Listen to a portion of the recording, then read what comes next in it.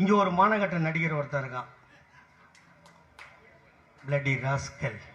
அவன் இது இந்தியாவில் எவ்வளவு பேர் வாழணும் தெரிஞ்சுக்கணுமா இல்லையா? டிவியில கேட்டானா இல்லையாமா? டிவியில நீங்க பாத்தீங்கல்ல, இந்தியாவில் எவ்வளவு பேர் வாழணும் தெரிஞ்சுக்கணுமா இல்லையா? காங்கிரஸ் கவர்மெண்ட் இது செஞ்சாங்கல்ல, அதுதான் இப்ப ஜனங்க எவ்வளவு பேர் இருக்காங்கன்னு தெரிஞ்சுக்கணும். அட மானங்கட்டவன, காங்கிரஸ் ஆட்சியில செஞ்சது எத்தனை பேர் மக்கள் தொகை கணக்கெடுப்பு, நீ எடுக்கிறது தேசிய குடிமக்கள் பதிவேடு. அந்த பொது அறிவு கூட தெரியாம ஒரு 50 வருஷமா தமிழ்நாட்டில் வாழ்ந்திருக்கான இந்த புறம்போக்கு இவனுக்கு ரசிகரா இருக்கணும், செருப்பு கொண்டு அடிக்க வேணாம். இந்த 3 விஷயம் தெரியலையா? மாணவர்கள் போராடக்கூடாது, எஃப்ஐஆர் போட்டாங்கன்னா உங்க லைஃப் பாதிக்கப்படும். என் மேல கூட தான் 26 எஃப்ஐஆர் இருக்குது. என் லைஃபா போச்சு, எனக்கு பேரம் பேத்தி இல்லை, குடும்பம் இல்லை.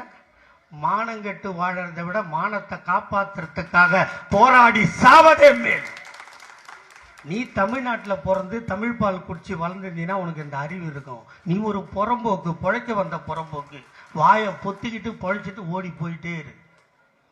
பெரியார பேசுற, பெரியார்னு ஒருத்தர் இந்த நாட்டில் இல்லைன்னு வச்சுக்க. இப்போ உன் பொண்ணுக்கு 2ஆம் கல்யாணம் பண்ணானா இல்லையா? ஒரு பொண்ணுக்கு கேட்குற, 2ஆம் கல்யாணம் பண்ணானா இல்லையா? பண்ணா இல்ல. பெரியார்னு ஒருத்தர் இங்க பிறக்கலன்னு வச்சுக்க, உன் பொண்ணுக்கு நீ பண்ண கல்யாணம் திருட்டு கல்யாணம். எங்க தாத்தன் பெரியார் இந்த மண்ணில் பிறந்ததனால் தான், அவன் இந்த மண்ணை ஆண்டதனால் தான் உன் பொண்ணுக்கு நீ பண்ணடா 2வது கல்யாணம். பாணிலேயே சொல்ற, பெரியாரை பத்தி பேசுறது.